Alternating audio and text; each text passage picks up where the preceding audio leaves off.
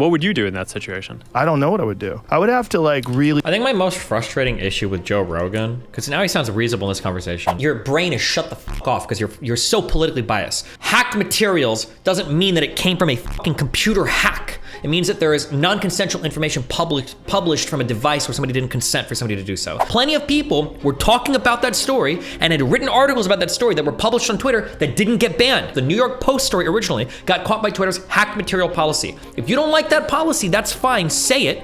But when you say, oh, they just censored the story because they didn't like it, you are engaging in retardation. You are being cognitively biased. You are unable to see the reality of what's before you, and you're not levying your criticism in the correct direction. The correct direction would say, do you really disagree with this argument? Are you actually that dumb?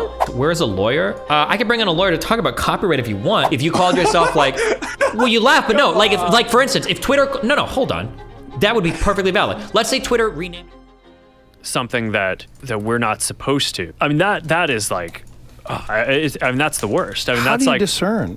Like how, say like these Christian Facebook pages, I don't know how they found out that 19 of 20 were fake, but if someone just says, I am Bob Smith, and they post as Bob Smith, and they have a photograph, but really what they're doing is trying to talk shit about Joe Biden and get people to vote Republican in the midterms. Like how do you know whether someone's real or not? Like this is the big argument with Elon and Twitter, because Elon asked Twitter, like, what percentage of your website is filled with bots? And they say 5%. And he says, I don't believe you. I think it's higher. And let's find out how you've come to this conclusion. Yeah. And, you know, I believe they said that they just took 100 random Twitter pages and looked at the interaction, and there's some sort of an algorithm they applied to it. But how do you discern? Yeah, so I mean, I think estimating the overall prevalence is one thing, but I think that the question of looking at a page and is this page authentic, I think that there's a bunch of signals around that.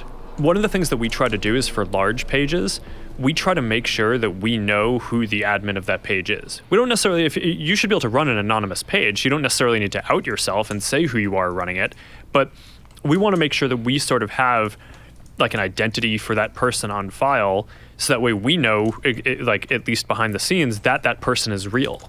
For certain political things, I think having a sense of what country they're originating from. I mean, some of that you can do just by looking at where their server traffic comes from, like is the IP address coming from Romania, or are Romanian people not real? Because if it's like an ad in some other country's election, then you probably want to make sure that ad is especially in countries that have laws around that, are coming from someone who's a valid citizen, or like at least in that place. So there's a bunch of, I think, I don't know, one theme in my worldview around this stuff, when it gets to some of the stuff that we talked about before, is like, I don't think that this stuff is black and white, or that you're ever going to have like a perfect AI system. I think it's all trade-offs all the way down, right?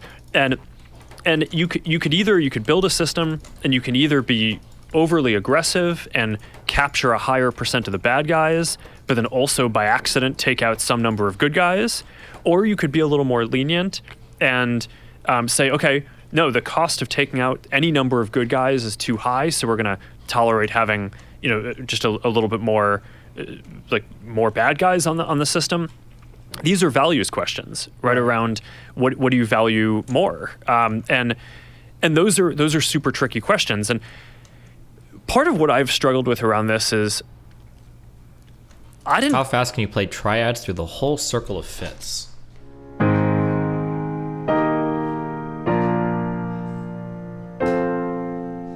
There, that fast.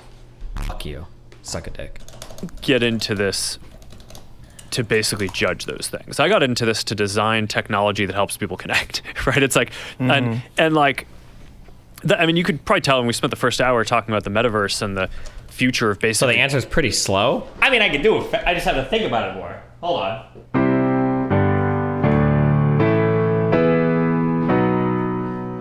Fuck. Oh. Close enough. Building this whole technology roadmap to basically give people this realistic sense of presence. It's like, that's what I'm here to do, right? So this whole thing that's like arbitrating what is okay and what is not, I obviously have to be involved in that because this is at some level, I run the company and I can't just abdicate that. But I also don't think that as a matter of governance, you want all of that decision-making vested in one individual. So I think one of the things that our country and our government gets right is the separation of powers. So, one of the things that I tried to create is we created this oversight board. It's an independent board that basically we appointed people whose kind of paramount value is free expression, but they also balance that with things like when is there going to be real harm to others in terms of safety or privacy or other human rights issues. And basically that board, people in our community can appeal cases to when they think that we got it wrong, and that board actually gets to make the final binding decision, not us. So in a way, I actually think that is a more legitimate form of governance than having just a team internally that makes these decisions, or maybe some of them go up to me, although I don't spend a ton of my time on this on a day-to-day basis. But I think it's generally good to have some kind of separation of powers where you're architecting the governance so that way you have different stakeholders and different people who can make these decisions, and it's not just like one private company that's making decisions even about what just happens on our platform. How do you guys handle things when they're a big news item that's controversial? Like there was a lot of attention on Twitter during the election because of the Hunter Biden laptop story. The New York Post. We have that too. Yeah, so you guys censored that as well? So we took a different path than Twitter. Basically the background here is the FBI, I think, basically came to us, some folks on our team, and was like, hey, just so you know, you should be on high alert. There was we thought that there was a lot of Russian propaganda in the 2016 election. We have it on notice that basically there's about to be some kind of dump of that's similar to that. So just be vigilant. So our protocol is different from Twitter's. What Twitter did is they said you can't share this at all. We didn't do that. What we do is we have, if something is reported to us as potentially misinformation, important misinformation, we also have this third-party fact-checking program because we don't want to be deciding what's true and false. And for I think it was 5 or 7 days when it was basically being determined whether it was false, the distribution on Facebook was decreased, but people were still allowed to share it. So you could still share it, you could still consume it. So when you say the distribution is decreased, it got shared. How does that work? It basically, the ranking in newsfeed was a little bit less. So fewer people saw it than would have otherwise. So it definitely... By what percentage? I don't know off the top of my head, but it's meaningful. But basically, a lot of people were still able to share it. We got a lot of complaints that was the case. Obviously this is a hyper-political issue, so depending on what side of the political spectrum, you either think we didn't censor it enough or censored it way too much. But we weren't sort of as black and white about it as Twitter. We just kind of thought, hey, look, if the FBI, which I still view as a legitimate institution in this country, it's like very professional law enforcement, if they come to us and tell us that we need to be on guard about something, then I want to take that seriously. Did they specifically say you need to be on guard about that story? No, I don't remember if it was that specifically, but it basically fit the pattern. When something like that turns out to be real, is there regret for not having it evenly distributed and for throttling the distribution of that story? What do you mean evenly distributed? I mean evenly in that it's not suppressed. It's not. Yeah. I mean, it sucks. Yeah. Yeah. I mean, because it turned out after the fact. The fact checkers looked into it. No one was able to say it was false, right? So basically, it had this period where it was getting list distribution. So yeah. But I think I think it sucks though. I think in the same way that probably having to go through a criminal trial but being proven innocent in the end sucks. It still sucks to have that you had to go through a criminal trial, but at the end you're free. So I don't know if the answer would have been don't do anything or don't have any process. I think the process was pretty reasonable. We still let people share it, But obviously you don't want situations like that. But certainly much more reasonable than Twitter's stance. And it's probably also the case of armchair quarterbacking, right? Or at least Monday morning quarterbacking, I should say. Because in the moment, you had reason to believe, based on the FBI talking to you, that it wasn't real and that there was going to be some propaganda. So what do you do? Yeah. And then if you just let it get out there, and what if it changes the election and it turns out to be bullshit? That's a real problem. And I would imagine that those kind of decisions are the most difficult. The decisions of like what is allowed and what is not allowed. Yeah. I mean, what would you do in that situation? I don't know what I would do. I would have to like really. I think my most frustrating issue with Joe Rogan, because now he sounds reasonable in this conversation. I think I've said this before on stream. My biggest issue with Joe Rogan is it seems like he just like, he always agrees with whoever's on his show. So I never can tell like what his position is. So if he has a bunch of like weird conspiracy kooks on his show, then it's just like all weird conspiracy shit. But when he's got somebody reasonable on his show, it's like reasonable stuff. With only one exception, and that's if somebody wants to argue about marijuana. Then he becomes evangelical.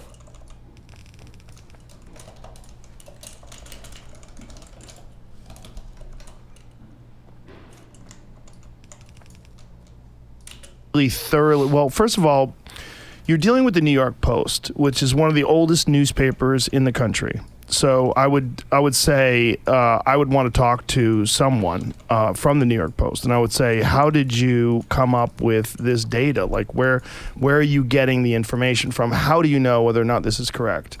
And then you have to make a decision, because they might have got duped. It's hard because everybody wants to look at it after the fact. Now that we know that the laptop was real and then it was a legitimate story and there is potential corruption involved with him, what we think, oh, that should not have been restricted, that should not have been banned from sharing on Twitter, right?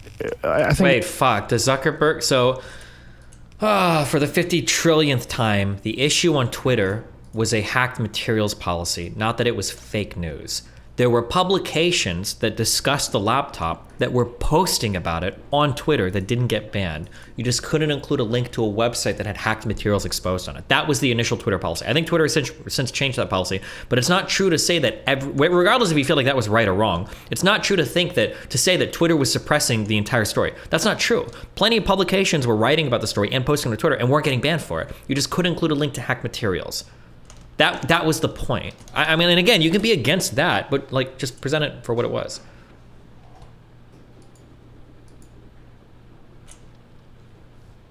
Everybody agrees with that. Even Twitter agrees with that. But the thing is, then they didn't think that. In the beginning, they thought it was fake. So what do? Like, if something comes along and the Republicans cook up some scheme to make it look like Joe Biden's a terrible person, and they only do it so that they can win the election, but it's really just propaganda. What are you supposed to do with that? You're supposed to not allow that to be distributed. So if they think that's the case, it makes sense to me that they would try to stop it. But I just don't think... Hold on, sorry, there's a guy in chat. Come on, that hacked materials policy, or policy was clearly just pretense. Other hacked materials were never censored, and it was not hacked. Number one, it was essentially hacked. It was gotten through ill means. It was not something that was consented to be published, number one. And number two, there were people before that had gotten in trouble for posting hacked materials. It was actually a left-leaning group that had to do with posting, I think it was the docs information of a bunch of police officers that got in trouble, I want to say a few months prior. I'd have to go and find that story, but nobody talked about that one as much. It wasn't just pretense. Because if it was pretense, they would have banned all media publications talking about it, not just the people that were posting to that original, I think it was a New York Post story. That they looked at it hard enough. When the New York Post is talking about it, you know, they're pretty smart about what they release and what they don't release. If they're going over some data from a laptop and you could talk to a person, but again, like this is just one story, like one individual story. Like how many of these pop up every day, especially in regards to polarizing issues like climate change or COVID or you know, foreign policy or Ukraine. Anytime there's like a really controversial issue where some people think that it's imperative that you take a very specific stance and you can't have the other stance. Mm-hmm. Like those moments on social media, those trouble a lot of people because they don't know why certain things get censored or certain things get promoted. Yeah, I agree. And it's like to be in your spot. And I was one of the things that I really wanted to talk to you about is this, because like to be in your spot must be insanely difficult. To have, no matter what decision you make, you're going to have a giant chunk of people that are upset at you. And there might be a right way to handle it, but I don't know what the fuck right way is. Well, I think the right way is to establish principles for governance. Most of the content on the laptop was emails. I could be wrong, somebody correct me if I'm wrong, but I want to say in that original New York Post story, they were posting pictures of Hunter Biden with women as well. Was that not part of the original, on that original New York Post story? I thought it was. I'd have to go back and look for the original, but I thought there were some censored pictures of him with some women as well, with Hunter Biden with some women as well. That try to be balanced and not have the decision-making too centralized. Because I think that it's hard for people. It was not hacked and there was nothing alluded to it. Your brain is shut the fuck off because you're so politically biased. Hacked materials doesn't mean that it came from a fucking computer hack. It means that there is non-consensual information published from a device where somebody didn't consent for somebody to do so. So like if I were to steal some person's phone and then publish like personal pictures of them and then put that in a news article, that would fall under the Twitter hacked materials policy. It doesn't mean that it was like gotten through like a super ultra hack. Somebody ratted somebody's box and got some files of it. It just means that you'd gotten files off a device and then published those without the consent of the person. And then whether or not it's newsworthy enough to reveal personal information, I guess was up to Twitter's discretion. Again, you can take issue with that policy. That's fine. I don't know how to make you understand. I'm sorry. I don't know how to make you understand. I can't do it. I'm telling you, it's okay for you to be upset about the policy. Just be correct when you give the criticism. You can't say they censored the story because it doesn't like it. They didn't like the story. That makes you fucking retarded because your view is inconsistent, because plenty of people were talking about that story and had written articles about that story that were published on Twitter that didn't get banned. They didn't get banned. They got caught by Twitter's, the New York Post story originally, got caught by Twitter's hacked material policy. If you don't like that policy, that's fine, say it. But when you say, oh, they just censored the story because they didn't like it, you are engaging in retardation, okay? You are being cognitively biased, you are unable to see the reality of what's before you, and you're not levying your criticism in the correct direction. The correct direction would say, I don't like Twitter's hacked material policy. Here are some arguments you could use. Let me help you escape your pit of autism, okay? Here's some arguments you could use. I don't like Twitter's hacked material policy because I think there might be newsworthy stories that could be published of somebody that would include hacked materials. So I think Twitter's hacked material policy has to go. That's one thing. A second thing, I don't like Twitter's hacked material policy because who could be a public figure? That particular part could introduce some bias onto the person making the story, right? It might be the case that I think that Hunter Biden is somebody that is worthy of publishing stories about, and these particular personal photos might be worthy. So I don't like the amount of discretion that goes into the hacked materials policy. That could be those two things, right? These are two arguments that you could levy, and those would be perfectly fine arguments. You can have that back and forth. But when you just go online, you're like, I think media censored stories that I don't like. Oh, well, how do you explain all of the other stories about Hunter Biden and his laptop that were published on Twitter that didn't get banned or didn't get taken out? Well, and I already know your next answer. Your next answer is, well, they already, because this is the answer you give for every conspiracy. I know exactly how your brain works. It's the same shit my mom used to say. You'd go, oh, well, what happened was the story got so big they knew they couldn't censor it all. So they tried to censor the New York Post one, and then it exploded. It Streisand affected out of control, and they knew they couldn't fucking ban any others. Right? That's it. And then now you've created like an airtight argument that you can never lose because you've got a perfect conspiracy to explain every single inconsistent thing that could possibly exist. But to accept that like some team at Meta or that I personally am making all these decisions.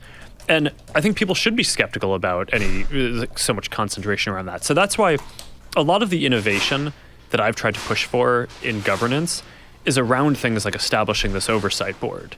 So that way you have people who are luminaries around expression from all over the world, but also in the US.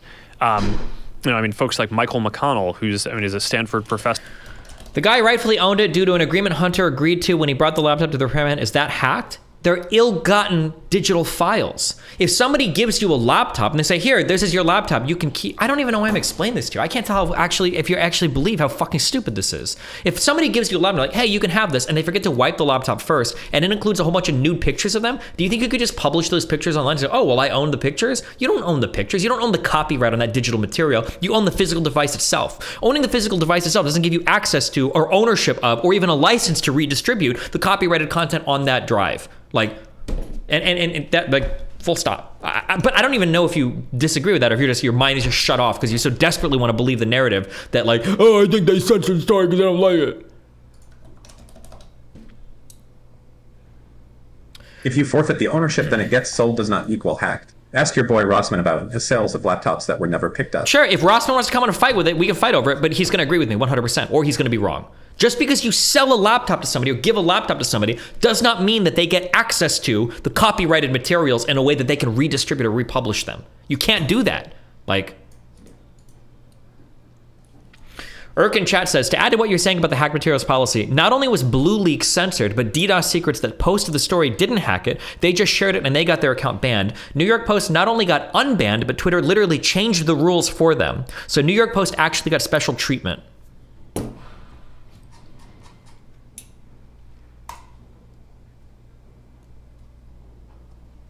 They did censor it because they didn't like the political backlash. Okay, good, have fun, buddy. See you later.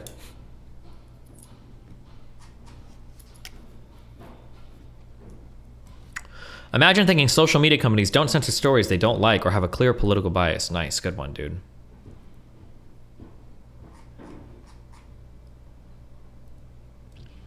Sorry, Destiny, I don't quite trust your legal takes. Where's a lawyer? I can bring in a lawyer to talk about copyright if you want.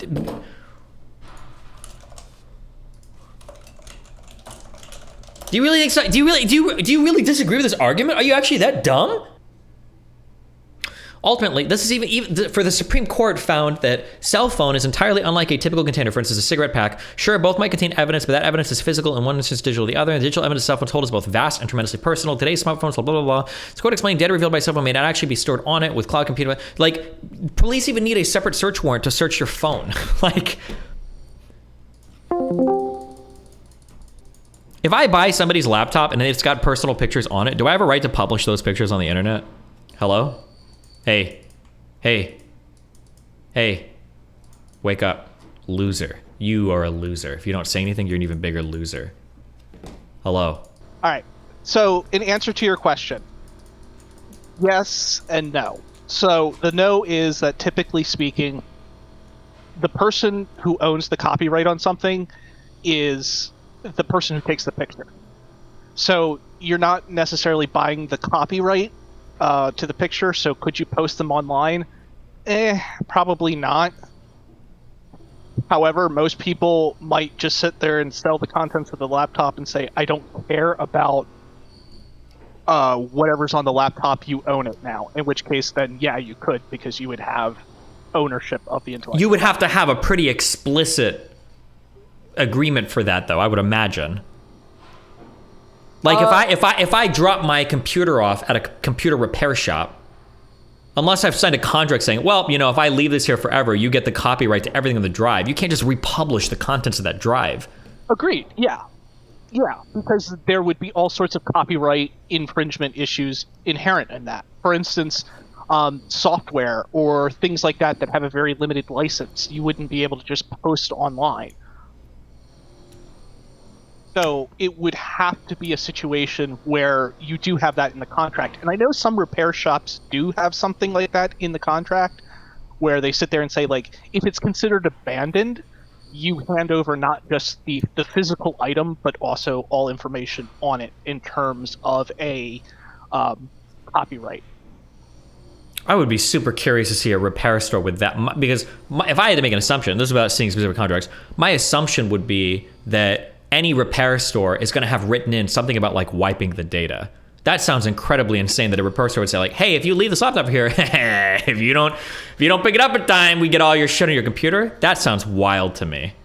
I mean, standard practice is that you should wipe the data. Like, that's just good industry practice. But like I said, you know, it's been years since I've seen any of those kinds of contracts. So obviously the the landscape's changed a bit, and also the type of data that you would have on a laptop is much different. But let's say, for instance, you have your company's financials, or you have you're a practicing physician or something like that, where you might have patient files. Like there's obviously going to be third-party rights and privileges and other sorts of laws that might come into effect. Let's say that I had like an unpublished book that I'd written on a drive, and I accidentally like lose the drive at a repair shop or whatever. Do you think that whoever owns that drive now can just publish my book, my unpublished book? Probably not. I would say that Pisco's saying fair use, and I understand where he's coming from fair use. But in a particular situation where you're talking about someone abandoned a laptop with the password to their Bitcoin on the log possibly screen, monetizing the content, it's going to be hard to get fair use out of that, especially when you're talking about like publishing an unpublished book.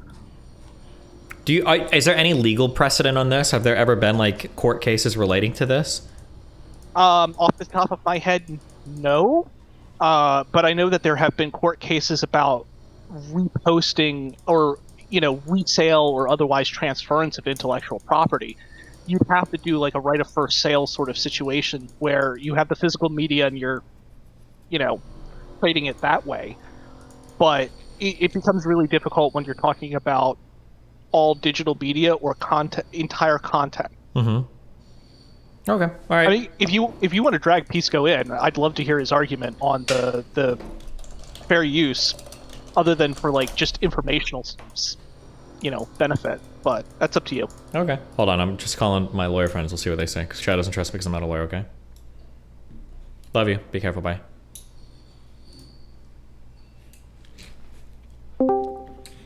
Yeah.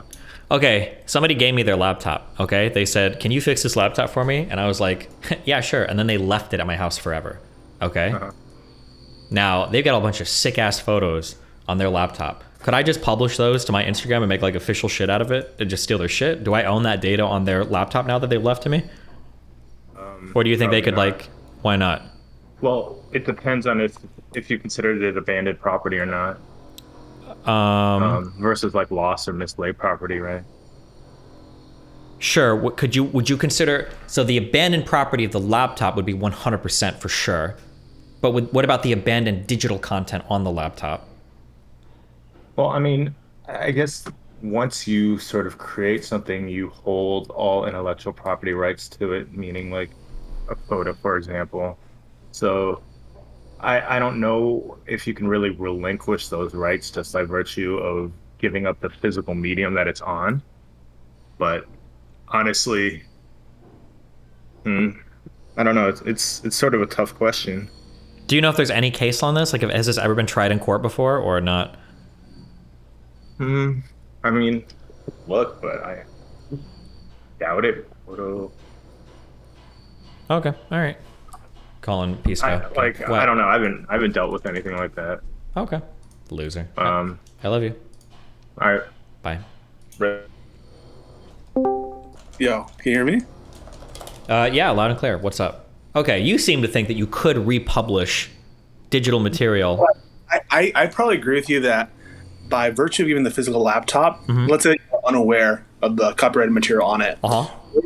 You're not sure. Hold on, wait. Okay, hold on. You're lagging, or it was cutting up like crazy. Okay, try again. Okay.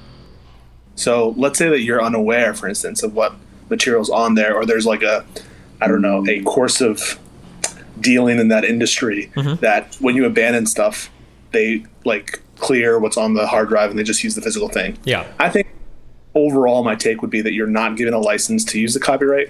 Certainly not like handing over the copyright. Typically when you're giving copyright, like that would be included somewhere, right? Maybe if there's some agreement that you signed beforehand that if you abandon stuff, all the copyrighted material that belongs to you belongs to the person, like the shop. Yeah, sure. If you have an explicit agreement, sure. But that seems weird to me because like you very often do not have the copyright associated with various stuff on your any software. And it also seems weird to me that that any shop would ever be okay, like a customer saying like, okay, if I accidentally abandon this here, like any personal pictures I have or whatever is your property, unless they're just trying to cover liability and that's standard practice, which would be surprising me, but I guess possible. But so I would argue that the infringement stuff that you probably wouldn't have given a license or indeed ownership of the copyright just by virtue of admitting it. I just think that like with very famous people and with very newsworthy stuff, I think that you get over the hurdle with fair use. I know that there's case law with President Ford's memoirs about the pardon he gave to Nixon and stuff, where people were writing like a book, and then some news organization took out the best quote of the book, an unpublished work, and then just sort of sold that, or like give it to the readers. So I think that like it being unpublished probably gives it more copyright protection on the fair use ground. But if it's like really newsworthy, I think I agree that for some newsworthy things, there must be some exception. So like, for instance, like it doesn't seem like there's copyright on emails, right? Like if I send an email to somebody and that gets published somewhere. Wait, what? Go ahead. But let's think about what the requirements are for copyright. To write an email, right? That is a work that's fixed in a tangible medium of expression, right? That email exists somewhere, right? On some server. Yeah. So that email is fixed. It has a modicum of creativity in terms of like what we talk about in terms of originality to even have copyright. This isn't like just some accidental thing that you made. It isn't just you listing a bunch of facts. It's like a barely creative work. So I don't know why copyright wouldn't extend to emails. Those are tangible. Well, because then I feel like anybody could basically say like you're not allowed to report on or publish any email ever, right? Because it's all copyright protected. But there's no way that could be the case. Well, let's think about this. Yeah. Computer programs are copyrighted. Why? Software is copyrighted for sure. Yeah. They're literary works. I guess you can view it that way. Sure. Yeah. No, that's literally how they're defined. They're defined as literary works. Why? Because the computer code that makes up programs is written somewhere, and it's fixed in a tangible medium of expression that's like in a hard drive, or maybe you write it down somewhere. And so computer programs are literary works, and they're protected by copyright. I don't know what kind of copyright protection would exist over computer programs as literary works, but not literally emails as literary works. I have to think that emails must be copyrightable. I've just never in my life heard that. So I just Googled this really quickly, and there's a Medium article that came out. It should be noted that an email is classified as a written work and is treated as such under copyright laws. Has anybody ever sued somebody for leaking an email under copyright protection?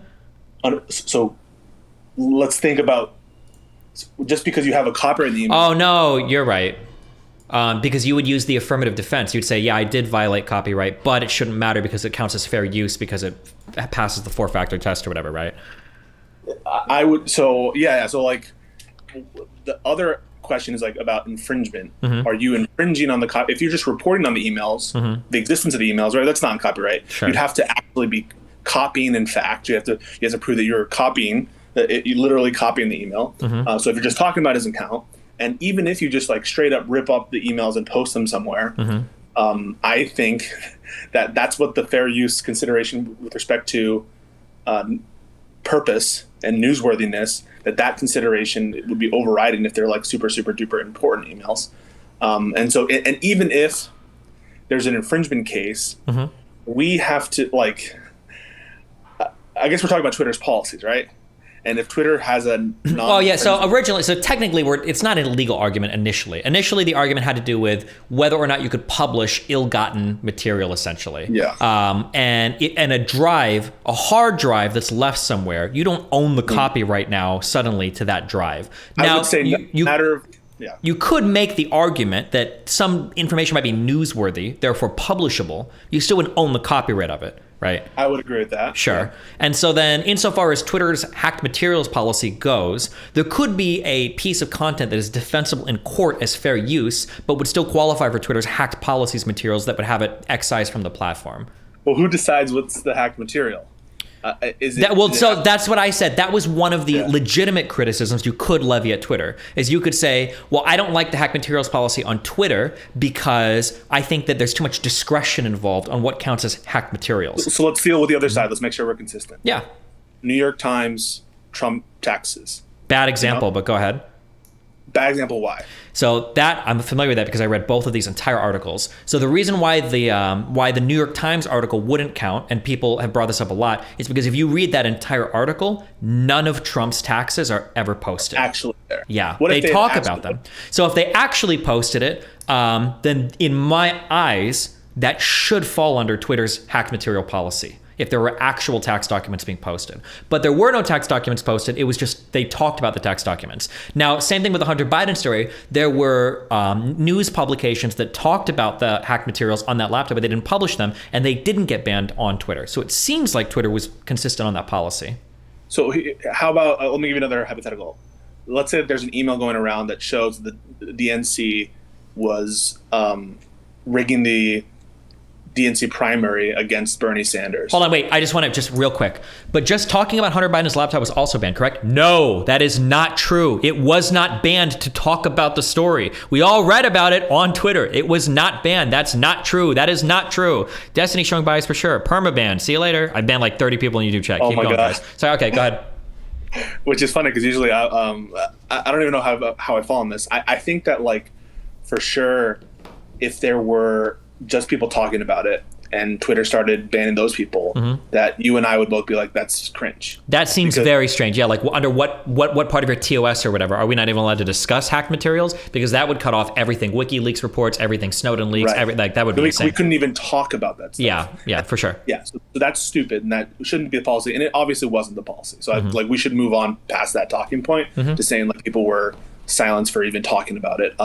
Maybe there were some people who fell through the cracks, but in terms of the actual policy, that wasn't the stated reason, and we were all watching people talk about it. So and in real time complain about the censorship. Okay, hypothetical situation. There's an email leak that shows the DNC is stacking the odds against Bernie Sanders in the Democratic primary, and it's a matter of public interest for people to like actually see the words that are being used, right? And so, no, they're not taking a literal image of the email, but they're literally verbatim copying the words that were used by Donna Brazil or whoever. And you're copying, right? You couldn't get away from. Yeah. So copying. so Twitter doesn't have that policy anymore. I have to go and check on it. But like, I don't think that like republishing emails is a big deal. My understanding for why it got hit by the Twitter policy is because that New York Post article included candid photos of Hunter Biden, like smoking crack and fucking around with prostitutes. Now they were censored a little bit, but it included those candid photos. So it's a hacked photos policy. Yeah, or like personal materials or something, I guess. But I don't think emails would fall under that because lots of like hacked email stuff has been reported and Twitter's never banned for it. But I think there's probably like some level, I think their material policy had to do with some level of personal information because somebody had published a list of like police officer addresses or something before, and they'd gotten banned from Twitter as well for that. So I think it has to do with some level of how personal the information is or something like that, yeah. So if it's the fappening, you remember that? Yeah, of course I do, yeah. I don't know what Twitter, that was a long time ago. I don't know what Twitter's policies were around that time. So that could be copyright infringement because you could say there's no newsworthiness to the actual images themselves, although, I guess reasonable minds can differ. In terms of whether or not that would fit under, those were certainly hacked, right? You'd agree with that? Yeah. So maybe it seems like the only thing that's distinguishing things like the fappening and things like emails about Donna Brazil, where you're completely copying the email. You're copying all the text on it, which is like, even if you're not taking the literal image, if you just take the quotes, then that's copying. In one case, you think the emails serve a better purpose for society, and in the other case, you don't think that like it makes sense for people to be sharing the fappening pictures. In that case, it seems like the hacking of it isn't making a difference. The thing that's making the difference is how useful is it to have these emails visible to everybody versus how useful is it to have the pictures available. The hacking of it doesn't seem to make a difference because you would be in favor. It's basically the idea. I believe the idea was if you'd gotten like personal information or something like that, like in an ill-begotten way, so like hacked it or whatever, and then republished that information verbatim, I think was the issue.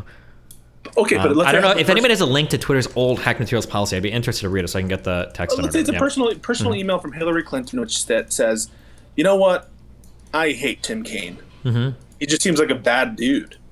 That's a personal email about her personal take on Tim Kaine. And would we not be allowed to okay, Hillary Clinton said this. This is everything she said, and we have this email. Would you be against us publishing that fact? So, well, careful what you're asking me. Would I be against publishing it? I think that even the Hunter Biden stuff was probably fair game to publish, I think. We're talking about whether Twitter could ban somebody for it, right? Do you think it would be consistent with... I think if Hillary was publishing... If an email had been hacked from Hillary Clinton that was like... And she was like, I hate Chelsea, my daughter, or some shit like that, right? I just fucking hate her or whatever. And that email was published verbatim, then to be consistent, my understanding would be that, yeah, Twitter would ban for republishing an email like that, I believe. Okay. As dumb as that sounds, I believe that was their policy before the New York Post story, and then I think they got rid of that policy after the New York Post story because of the uproar against it. So I think like whether or not it's hacked or not shouldn't be what's driving our analysis. That seems like because I think people should be able to find out what Hillary Clinton was saying about, her political running mate or something, right? Notwithstanding the fact that it's hacked. Do you? Well, sure, but the only reason why I'm saying hacked is because that was the name of the policy on Twitter. It was the hacked materials policy. That was what it. Now imagine that it's a government materials. Mm-hmm. Now imagine that it's the Pentagon Papers. Now imagine that it's like information related. We find out that through a hacking, a hacking by WikiLeaks and the Russians, we find out that the government's been doing something super, super bad to the American people, or have been hiding or lying about the war in Iraq or the war in Afghanistan or something like that. Mm-hmm. Would you be like, okay, our policy, those are hacked materials. Would we be against Twitter or in favor of Twitter being like, all right, let's apply our hacking policy and prevent people from sharing that the government has been lying to us about the wars they're in? I don't know. That's a hard one. So is it different? The government? Is it different because it's powerful people? If it's different because the government, why would it be like... I think the issue that Twitter had was, from Twitter's perspective, is that I don't think Twitter didn't want to be a center for people to go out, hack people, and then come to Twitter and distribute the original material. I think that's what Twitter was trying to avoid. Yeah, so I think that like we should be honest, mm-hmm. and I think what conservatives want to be said, and I can understand it a little bit, that like what's happening here is Twitter or maybe Facebook is taking the kind of editorial role a little bit to see whether or not this stuff is true, whether or not it's verified. Just like I don't begrudge CNN or New York Times for like not broadcasting every day that this is a story until they verified it. Mm-hmm. And I don't have a problem with these platforms like deciding that harm versus cost versus whether this is true, whether it's verified. Mm-hmm. That stuff, as long as they're honest about it. I think that that's what's being requested. Is that hold on. Before we run down this whole road, okay? I don't think I necessarily disagree with you. I don't even know if I would agree with this policy ever on Twitter. I don't know if it was ever a good policy. I'm not arguing. It just irritates me when people say that story was censored because they were trying to hide information about Hunter Biden. That wasn't the case. They had a story that they'd used to censor left-leaning leaks before, or leaks about right-leaning things, the cop thing, and that was a policy that Twitter had on the books that they previously enforced, and they enforced it for the New York Post article, and they changed it after the New York Post article. That's all I'm trying to get across. Whether or not the policy is good or bad, I think there are really good arguments on both sides of that, and I probably lean in favor of them. You probably should let hacked material show up. I'm not even necessarily in favor of the policy. I just get irritated when people misrepresent it. That's my issue. So, do you think that you should allow hacked materials even if they're unverified be on Twitter? I don't know if Twitter should be in the role of verifying them for what you just said in terms of like editorial stuff. Like, is it Twitter's job? If somebody posts something on Twitter, should my mind go, I know this is valid because it's on Twitter? Because Twitter said it. Yeah, exactly. Or should it be up to the poster themselves? Then why should Twitter be blocking lies about COVID and lies about the election? I don't know if they should, but that's like a huge role that the social media companies are taking on now, probably because of pressure from Congress, especially after the Cambridge Analytica shit. Are we okay with that? Are we okay with the government? Like, there was a high need by the government mm-hmm. and by America during the height of the crisis for people to get vaccinated. Yep. And people were spreading outright misinformation and lies about that. Mm-hmm. Same thing with the election stuff. Should it, if it's not Twitter, part of at least Twitter's responsibility, mm-hmm. When they see big, important, harmful cases like this to step in, why should we be okay with them doing any of that? Why should we be okay with them like banning pornography, banning anything, banning bullying, right? Why would we? I don't know. I don't know what assumptions you're making about my positions. I don't know if I am okay with them banning bowling or stuff like that. Like, you have mute functions, you've got ignore functions, like. Oh, so let's say that someone makes a racial attack on Twitter against someone else. Yeah. You think that it's not a good idea for Twitter to ban someone for well, hold on. Clarify. What do you mean by good idea? Is it a good idea for Twitter to, as a policy, ban racial harassment on its platform? Well, good for what? Do you think it's a good idea? I don't know what you mean by good idea. Is it legal? Is it good for their stocks? Is it good for the people on the platform? What do you mean by good idea? Is it ethical? Is it moral? Is it the right? I don't. Is it ethical? I mean, like, it's always good to make people be nicer to each other, but I don't think that a platform has a legal responsibility to ban bullying. I don't think they should ban bullying. Yeah, go ahead. What? If you were in charge of Twitter, would that be your policy? No, fuck no. You have block functions, you can use it. And you can make rules if somebody's trying to get around a block, then you fucking ban them. Boom. But if somebody says something mean to you or a racial slur or hate speech or whatever, then you block them. There's block functions on social media for a reason. I don't think people should be getting banned for it. So it sounds like you're big on side of the conservatives in terms of Yeah, of course. I've never said my issue has never been about I think that this should have been censored and blah blah blah. That's never been my position. I just wish that when people would cite their disagreements with it, they would be correct and not fucking retards and say, "Oh, Twitter's just being politically biased." It's not they're being politically biased. So they had a hacked materials policy that arguably wasn't a good policy. I don't know if I agree with that policy. I don't think I do. I'm not defending the censoring of the story or whatever, but the story wasn't even censored. Other people had written about the story. But I just get irritated that when conservatives attack it, they attack it like retards. They don't even know what the fuck they're talking about. They just say, "Oh, well, it was censored because fucking Jack loves Hunter Biden and he was giving him foot jobs with those other girls, and that's why, when they're sharing crack pipes together, he was censoring bad stories." That's what conservatives believe, because they're fucking retarded. They have no honest engagement with any of the systems they criticize. So I'm just saying, if you want to criticize it, at least give the correct criticism, that the hack materials policy was garbage. That's fine. Oh, that makes sense. You would unban Trump. You would unban. Yeah, absolutely. Yeah, banning leaders like that from social media is fucking insane to me. That's crazy, in my opinion. But. Right. Wow. Sorry. That's. Hi. And you would, you think that the censorship for the COVID stuff and election stuff, that's all wrong too?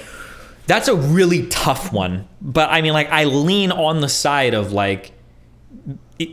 here's my issue, is that I feel like having those policies that are somehow ubiquitously spread against every social media platform is like an admittance that democracy fails. That's what it feels like to me. That misinformation cannot be overcome. It's impossible to deal with it, and the only thing we can do is permaban and silence many people. I don't think that's a healthy approach to things, and I don't even know if it's necessarily true. I think that the onus needs to be on science communicators and people in entertainment and people in the government to work better on their communication. And I think instead of getting better at communicating things, people just assume that social media ban functions are going to take the place of all of that hard work, and then they just basically throw everybody out to the wolves and say, "Oh, good luck. We banned all the misinformation people. Hopefully it'll find a platform somewhere else." Yeah.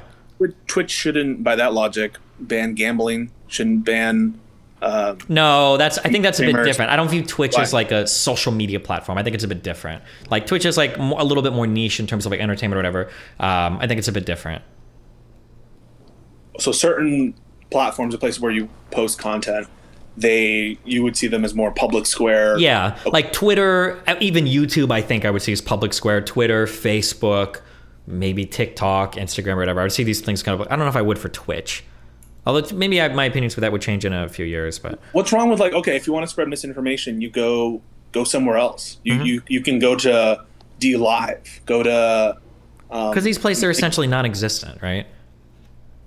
DLive is probably one millionth of the followership or viewership as fucking YouTube, right? Well, then maybe that is an indication that you don't need to broadcast every opinion with the same weight. Sure, but I mean, that could be the case, but I feel like vaccine misinformation has been aggressively hunted down all across the internet, but fucking 60% of conservatives or whatever probably still believe that mRNA vaccines make you fucking magnetic, or all the FDA shit is lied about, or all the studies are fake, or there's all these side effects that aren't being discussed. There's still there's still a cancer rot of retarded anti-vaxxers that exist in the Republican Party, despite everybody's best effort to quote unquote censor that information. So it seems like that's not an effective approach. There has to be a better way to communicate to people than just banning everybody off the internet everywhere, because it doesn't seem like it's changing anybody's mind. If it were changing people's minds, and if it were helping lower rates of whatever skepticism, would that change your mind? If you knew that, okay. Yeah, I might have a different opinion about it, maybe. But this is why I believe that is the responsibility of the public and not the government. This is a do you remember X Skills Me? Yes. So he posed this question to me a long time ago, and it's heavily influenced the powers that I delegate to the government. And he said, how would you feel if all of these powers existed, but now it was a Trump administration? So let's say the government had the ability to distribute to all the social media platforms certain policies about banning types of misinformation. And then let's say that apparatus was now headed by a more competent Trump, because Trump is a fucking retard. But let's say somebody like him that wasn't 55 IQ, right? Would I feel like DeSantis being in charge of that apparatus would be healthy? When I go onto Twitter and I say something like, I think that minors should have access to HRT, that I'm getting permabanned for that because I'm spreading quote unquote misinformation. There's not the scientific studies to back that up, because theoretically that could happen, right? Yeah, that could happen. Although I don't think that there's evidence of government command and control over these networks. I think that some of them have similar interests, maybe, but yeah. So the control isn't one-to-one, but it's like Zuckerberg and I don't know, Jack, but all these people are going in front of Congress, and Congress is basically breathing down their neck, saying, "There's some really big problems on social media, and it'd sure be a shame if we had to do something about that. So good luck." Right? And now all the social media companies are kind of aggressively looking for ways to combat stuff related to election stuff or misinformation and everything. But like, imagine that same stuff applied from a conservative lens, right? No, I hear you. I think that they've been really heavy-handed on some stuff too much. But everyone has their lines. Destiny, I think that you would have some lines. My lines are going to be legal. Like, I don't think you should be allowed to incite violence, post child porn, post like stuff like that, like breaking the law. I don't think should be allowed. But past How that, about spam? What? Spam? Spam that's legal. I think that you could probably scratch out a definition for. Is it called torturous interference? Okay. Yeah. So let's say, well, it's my freedom of speech to make 400 million accounts and send you DMs all day constantly. Well, is it really? That's not really about speech. That's just like you're engaging maliciously in a way to just like inhibit somebody's ability to use a platform, right? I'm sure you could scratch out some kind of policy there, I would imagine. You don't think there's like a line that we could draw about any kind of harassment related activity that's too far? Any like targeted activity towards individuals? I think that probably some kind of like coordinated stuff. So like if somebody wanted to call somebody else the N-word on Twitter, fuck it, whatever, let them block them. I don't know if you're banned for that or not. But like if somebody got like 1,000 people to go and call somebody the N-word, then like maybe it's a little bit different here, because now we got like coordinated levels of bullying that, again, I would say, I don't know if that you could scratch that out in like the torturous interference policy, but like inhibiting somebody's ability to reasonably use the platform, maybe, but. So any kind of line would have to be like extremely important for people. Sure. So if if you were given in fact evidence that the censoring of vaccine misinformation lowered rates of skepticism, maybe that would meet the bar, but you haven't. Yeah, maybe. Seen that. I would just be so scared about that. Like, let's say it was incredibly effective. Then you get the DeSantis administration, and then in 2.5 years, everybody believes trans people are fake because all pro-trans information has been hardcore curtailed on all the social media platforms.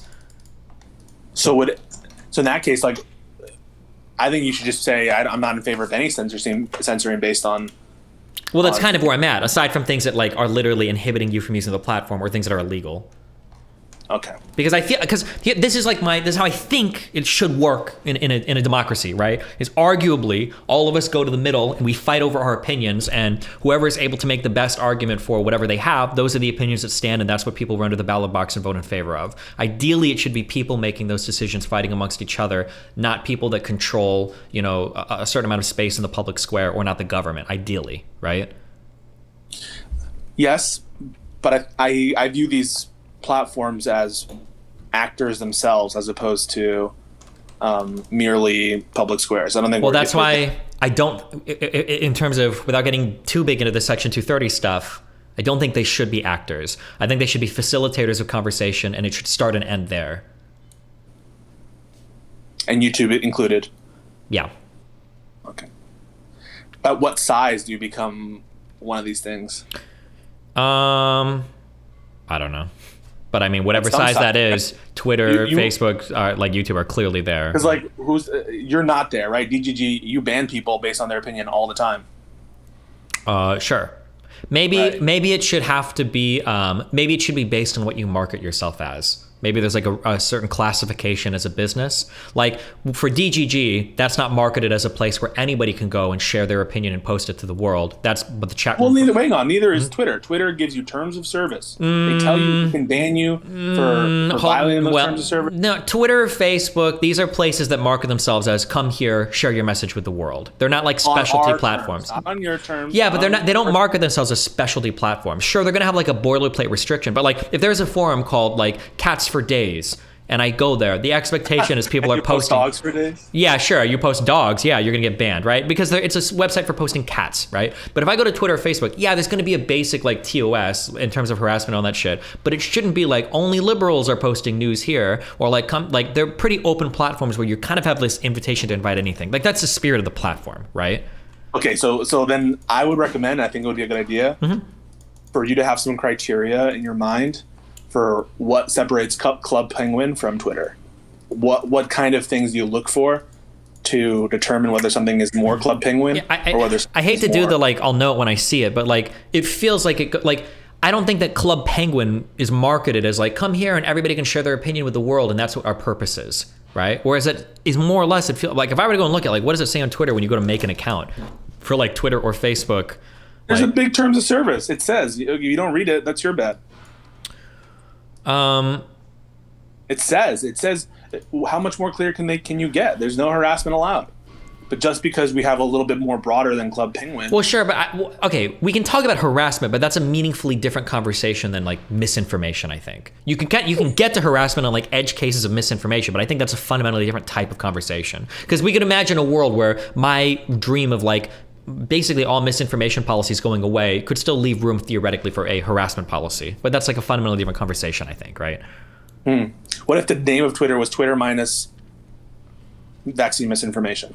They've changed their name to Twitter except for vaccine misinformation. Then I think it would be perfectly fine. If you called yourself like, well, you laugh, but no, like if, like for instance, if Twitter, no, hold on. That would be perfectly valid. Let's say Twitter renamed itself to Blue Twitter. And that's what they call themselves, and they started banning all conservatives on the platform. I'd be okay with that. It's literally called fucking Blue Twitter. You go there understanding that like this is like a liberal/Democrat platform. Sure, this is like a notice thing. This is like a note. Yeah, exactly. But no, that's what it is. It's the expectation of what is to be found on the platform. Well, I feel like when I think of like Twitter, Facebook, YouTube, these are not supposed to be, in my mind, it doesn't feel like they're supposed to be politically biased platforms. These are a place where everybody can go and post and share their ideas and messaging or whatever. When it starts to play, if somebody messages or advertises themselves as like if there was like if it was called like Twitter GOP or something, that was the name of the site, and they're like, we're banning all liberals. It's like, okay, yeah, it's called fucking Twitter GOP. I understand what I'm getting when I go to the site. Yeah. So we can have no expectation that people read the contract. I mean, how much more notice can you have? You click an agreement that says, I understand the terms and conditions. You're put on notice. If this is just about notice, like, can't we have an expectation that people read? Well, sure. Are we talking about misinformation or are we talking about harassment? Either one, either or. Well, I think that they're meaningfully different conversations. Okay, let's say that Twitter and its TOS says, at the top of the page, it is incredibly material to you using the term of service that you follow Twitter's misinformation policy. Any violation of Twitter's misinformation policy is a material breach of the terms of service. Sure, which they probably say already, on each of the TOSs. Let's say they had that in like big letters, each of the TOSs. It says that any breach of the misinformation policy is a material breach of the TOS. Isn't that enough notice? Yeah, I mean, arguably it is. It doesn't feel like that misinformation policy, like, it feels like the misinformation policy is created exclusively for conservatives. Like, has there ever been a misinformation notice about? Well, they misinform a lot, you know. I understand. I agree with you. Well, I would say people on the left do quite a bit as well. They do. But like, if I'm thinking of YouTube and Twitter, what are the misinformation tags popping up under? They're popping up under global warming, usually against conservatives. They're popping up against like vaccine misinformation, almost always against conservatives. Election stuff, which is almost always against conservatives. I agree with that. Conservatives better fuck that misinformation, but it almost feels like a policy like crafted just to like basically fuck them over. Maybe some people are behaving really badly right now, D-Man. I think that we got some really bad hombres. No, I agree with you. Of course. Yeah. Look at how many people still downplay stuff like January 6th. How many people still have horribly fucking stupid ideas about vaccines. I 1,000,000% agree with you. It just doesn't seem like the solution is like, oh my God, I figured out how to deal with this problem in the US. We're just going to ban it from all social media. That doesn't seem like... I think that they're being too heavy-handed too. I just think that like they should not be treated, especially if Twitter is putting in TOS stuff and you agree to these conditions, and like you have notice, right? Or you should have constructive notice of this thing. Imagine that they put in their TOS like, also we have the right to apply our policies arbitrarily and unevenly.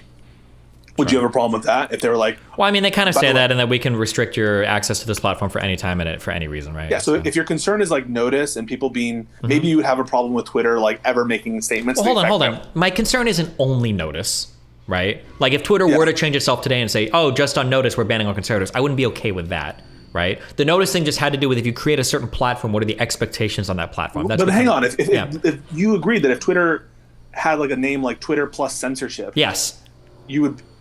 I'd be okay with almost everything they're doing. Yeah, I my position just by changing their name. Yes, and let's say that everyone continues to use it. Yeah, they're like, okay, we like censored Twitter. Yes, we'll continue to use it. Yep. The name change is enough for you to be like, okay.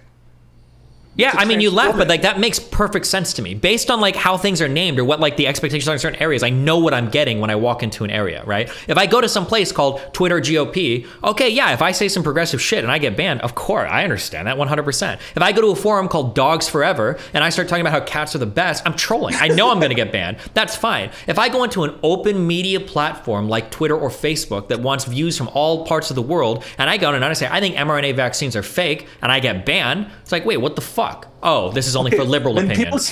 People cannot then say things like, oh, it's so obvious that Twitter hates conservatives. It's so obvious that they're in the bag of the Democrats. They can't on the one hand say it's so obvious the Democrat conspiracy because it's so obvious that they're in favor of the Democrats, and then be like, oh, but we have no idea that like Twitter has a bias against Democrats. It's one or the other. They don't say that last part anymore. They say openly, like, of course, Twitter and Facebook and these social media platforms, big tech is in the hand of the. So they're on Democrats. notice, and they're on notice. And what's your problem? I mean, it might as well like for them. I don't like the segregating of them off into other platforms. Even if they understand. Okay. Even if they understand that, I don't like that. I don't think it's good. It just it plays into this more macro narrative of like, I don't have to learn how to communicate with the opposition. I just need to homogenize my side as much as possible. I need them to sort into their groups and us to sort into our groups. And rather than science communicators, which suck, by the way, and rather than academics, who also suck, by the way, and rather than the media, who also suck, by the way, learning how to communicate to people with differing opinions, instead we just like ban everybody off of everything. So now all the conservatives are on Gab, all the liberals are on Twitter, and then we all go along our merry lives, which is insane to me. That seems dysfunctional, in my opinion. Yeah. And I think that's the world we're headed for. We're accelerating increasingly towards that world. Like, it hasn't happened yet, but this is the scary thing to me, okay? Thankfully, so far, every alternative media for fucking Nazis and conservatives has fucking failed, because most people don't get banned off of Twitter. Why do you say thankfully? Because if it succeeded, then I think what would happen is we would self-segregate even harder, where somebody would be like, oh, I'm conservative. Oh, if you're a conservative, don't go on Twitter. That's a horrible website. Go on Gab and post there instead. And it's like, okay, well, now Twitter's going to fly off even further to the left. Gab is already a toxic fucking shithole of a platform. No offense to Gab. All of those side media sites are. And now they're going to become even more toxic and right-leaning. And now, like, where are we now in 10 years, right? You get a sense of, like, why Twitter and Facebook and these platforms did these policies in the first place. It's because they're trying to make money, and they consider that, like, these people don't want to use these platforms if they're being... No, I don't. I think they actually feel a tinge of moral responsibility to the world. I don't think it's just about money at this point. I think that it also has to do with feeling like, I bet Zuckerberg, this is just a guess, I could be totally fucking wrong, but I bet that these people do feel some amount of responsibility when it comes to like elections, when it comes to misinformation. Did you say no? You think... No, I'm just like... I think that a lot of people would... Okay, so you think that Mark Zuckerberg really wants to do good in the world? I think there's a tinge of that. I'm sure some of it has to do with money as well, but I doubt there's that much money lost because COVID misinformation is being posted on like Facebook or Twitter, right? So that's partly motivating it, as opposed to merely trying to make money. If it was just trying to make money, like, listen, these conservative people that we want to sell stuff to, they're not using the platform because of all these people who we didn't ban, or because they're constantly being spammed with like racial hatred. Mm-hmm. If that were the case, and they're like, we're just trying to make money, would you be more or less okay with that than efforts to actually make the world a better place? I think with the racist stuff, I think that that's probably partially motivated by money, because if you've got a platform with like racist people doing racist shit and you get bad articles published about you, it's probably not good. But So for some things, they're being motivated by good. For some things, motivated by like money. racial stuff and sexist stuff is probably going to be motivated by money. Election fraud and stuff, or like misinformation stuff, I think is partially motivated by a desire to good. Probably some desire for money as well, but. But like I think that you have to keep in mind like where these like somebody in chat mentioned this, and I feel like this is true based on what I've heard. Company culture does matter to some extent, and when your main offices are in places like San Francisco and shit, you've got a lot of a certain type of employee, especially people that are like heads of departments, heads of management and shit, and they probably do have pretty strong feelings related to stuff like certain types of misinformation. That'd be my guess, and that probably filters down to decisions to some extent. I just don't like the segregating we're doing of all the people onto different platforms and different ideas. I think that's really bad. And I feel like it's used too quickly as an excuse for people to learn to not have to communicate with anybody. You say that, Dest, you say that, but didn't you read an article, and it was a really interesting one too, that says that people do this in their lives. Everyone does it. That like if you talk to any Democrat who says, I have conservative friends, you always bring it up. That what they mean is they have some centrist fucker who's like, okay, I like low taxes, but they're not talking about a Trumple who thinks...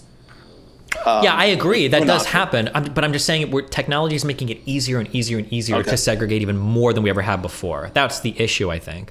Like back like 20 or 30 years ago, you kind of had to be friends with people around you. You couldn't really find people on the internet because the internet didn't really exist, right? You were friends with people in your local area. You still probably self-segregate for sure to some extent. I'm sure you do. But like it's gotten easier. Like different types of tools. On internet. Yeah, different tools make it easier than ever before to never, ever, ever have to see somebody with a different opinion than yours. And I think that's probably a bad thing. I think I agree with that. I also think communication from like educators, academics, science journalists, people in government, I think has gotten bad. How do you think it should be more gentle and more it needs to be more persuasive. We've lost that ability to be persuasive when the facts are on our side. Like for things like the mRNA vaccines, like it still bothers me, even from a conservative perspective. Like the mRNA vaccines should be heralded as like a champion of American capitalist achievement. Like less than a year, we got like that's an amazing American story. And even conservatives are against it because of their mind rot from stuff. But like, I think we could have done a better job on messaging. But I think the problem is people, especially on the left, is they've gotten more control over the different levers of cultural power and communication and whatnot, have kind of had this idea of like, oh, well, you either agree with us or you're like a racist/fascist and you're not worth talking to. And when those are the only two opinions, it's like, well, why even learn how to communicate with somebody that doesn't already agree with you, you know? Okay, so not necessarily gentle, but persuasive. Persuasive, yeah. It doesn't have to necessarily be gentle, but it needs to be persuasive. You need to be able to write in the style of somebody isn't already fully bought into 99% of my argument. You know, here's the last 1%. How do you persuade someone from the perspective of like Joe Biden if you think that this guy is sucking the venom or I don't know, what's the substance, adrenochrome or whatever, out of babies' skulls? How do you persuade someone who's in the abyss? I feel like people get pushed there over time, and I feel like a lot of the push can come from the other side. That's what I feel like happens. So get them before they fall to... Yeah, or at least I've said this before, and I've noticed this is more and more and more true ever since I've noticed this a few years ago, that like people's descent into madness often starts with a push from the side that you would hope to be the most reasonable. It'll be a few and it only takes like 2 or 3 lies from a person for somebody to never trust that particular side again. And so when those things happen a few times, all of a sudden you're looking elsewhere for, well, who's going to be the real people that give me truth in life now? Like I've already seen them publish this lie or that lie, so you know now. So let's apply it to you. You're on a Sneeko Fuentes arc. You're in the middle of that arc. Mm-hmm. Where do you see some successes? Where do you see some failures? Where do you see any? If you're making any attempts to try to at least moderate or trying to give voice to more reasonable opinions, how's that going? How do you think it will go? I mean, so my goal, I think it's going decently, but like my goal, I have a few goals. So number one is I always want to be reasonable. I want to appear reasonable. So I'm not being dogmatic in anything I say. If I tell you mRNA vaccines are good, I'm not ever asking you to trust me on that. We can argue or go down on any point we want. And I think I saw a few comments on videos. I see that. And it's something I try to do more. When I ask somebody a question, I say, hey, can you answer this? And they don't. I'll always say like, ask me the same question, or this is how I would answer the question. So I always want to appear reasonable. That's number one. Number two is I always want to be understanding of the other side too. If you believe in a certain thing, saying, like, you think that masks are bullshit. I'm not going to say, I think you think that because you're a lazy fuck who wants to be, a terrorist and infect everybody with the coronavirus. I'll say, I understand why you think that. Fauci's messaging on masks in the beginning of the pandemic kind of sucked. He should have been more honest about wanting to conserve N95 masks or whatever for workers. That was a shitty thing that he said. It was stupid. We didn't have all the data in the beginning, right? So at least, so one, I come off as reasonable. Two, I understand your point of view. I'm not just writing you off as evil. And then three is I hope in conversations I give or in platforms I inhabit or in areas that I'm like having these conversations, I hope that people feel like they have an opportunity to engage with what I'm saying or explore what I'm saying in a safe way where I'm not going to jump down their fucking throat for considering another idea. So if we're having a conversation like, okay, sure, maybe this study was bullshit about the vaccines. I'm not going to be like, gotcha, bitch. Fucking retard. I told you all of your stuff was lies and misinformation. The goal is usually to just be like, okay, yeah, cool. Hey, like, check out more studies, or if you want to explore that idea with me, you can do it safely with me. I'm not going to jump down your throat for it. Those are like the three kind of like guiding principles I have for conversations with people that dramatically disagree with me. And then the hope is that over time, people see me as reasonable. And then maybe ideas start to shift or change, or at the very least in their mind, they can think about another person that disagrees with them that it is least reasonable. Because I don't see very many reasonable minds on the left right now in mainstream media. They all come across as highly dogmatic, highly judgmental, and with no desire to give somebody a chance to change. That's my issue. Makes sense, buddy. So you think you're going to get them to... it's a lot of work, though. Yeah, of course it is. It's exhausting, yeah. To counter the 9/11 stuff, you have to read about Tower 7, you have to read about what the reports were at the time, you have to read about how buildings fall, you have to like look and how buildings sound when they fall. Yeah. You have to watch a 5-hour documentary. Yeah, and I agree, it's bullshit. It's a lot of work, but like now I feel like for the 9/11 shit, and I've gotten quite a few people where they start to argue, and now I have a couple of like key questions that I can ask that I never could before that are genuinely like stumping questions. Where is my controlled demolition sounds of World Trade Center Building 7 when everybody's recording it? Why can't I hear those? That's a legitimate mindfuck to anybody that believes in that conspiracy, and it's an instant shutdown to that conversation, right? Or like, where are the bodies of all the people buried that were assassinated on all of those planes? How is none of that? What military base? Right? These are questions that I can ask now, and I can do that in like an argumentative or like a manner where I'm trying to reason it out, rather than just saying, "Oh, well, you're crazy because you believe in 9/11 conspiracies." Right? It's a lot of work, and I agree it sucks. But like the reason why, do you know why it sucks? Do you know why it's a lot of work? It's because I'm a fucking layman. Okay, I'm a dipshit. I'm a college music fucking dropout, but I'm the one that has to do it because all of the academics and all of the experts have considered themselves above it for so long. It shouldn't be me doing it. It should be engineers and it should be researchers and academics that are coming out and putting their foot forward into those areas. When it comes to race realism, people that have tenure at universities should be writing responses to people like the alt-hype guy. It should be their job to do it because they have the background and the knowledge for it. They just don't have the desire because they're stuck in school and they don't give a fuck about anything else happening in the real world. That's the issue, in my opinion. So then people like me have to try to pick up the slack and as a layman dig through everything and figure it out because the people with the real expertise are above it all. In my opinion. Love you. No, I think that's cool, man. That is one of the reasons why I think that you're successful is because that you're, and one of the reasons also I think that you don't give this same amount of charity to certain people on the left is because at the very least these people are giving you the time of day to have that communication, and very few people would give the right wingers the opportunity to talk to them about these things. And I think very many left wing people with the knowledge don't take the time to talk to them. And so I think the willingness to have conversations is something that maybe sets you apart. But at the same time, I get mad at certain people like Joe Rogan who do that but don't do the effort that you do. Yeah, because go ahead. No, you go.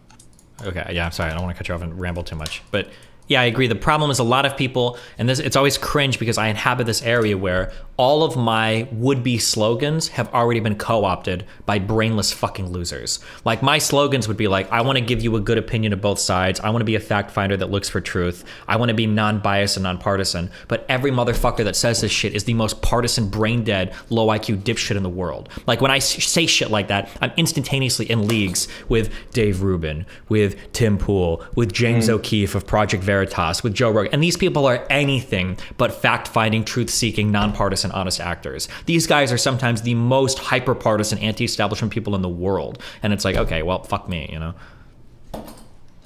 So who do you see as your... do you think you're one of a kind? Do you think there's other people who are... I don't know. I don't know. You tell me. Who else like inhabits like my space that does what I want to be done? I think there's a complication for politicians. Sure, I don't trust politicians. This isn't their job. It's not their job. Their job is to appease their constituents and sell because, their like, ideas. You say this thing about Fauci, right? What is Biden supposed to do? Fauci, go out there and just like... and say what? Okay, we did a little lie, or we did a little misinformation in the start. Well, the government has to. I think the government has to be as honest as possible at all times. I agree. Because it's because like, you can't have trust with the government broken. When you're running a bureaucracy, I can imagine why it would be difficult for people to like, all right, let's spend some time thinking about all of our faults and broadcasting them and talking about them, even though that might be the most healthy thing to do.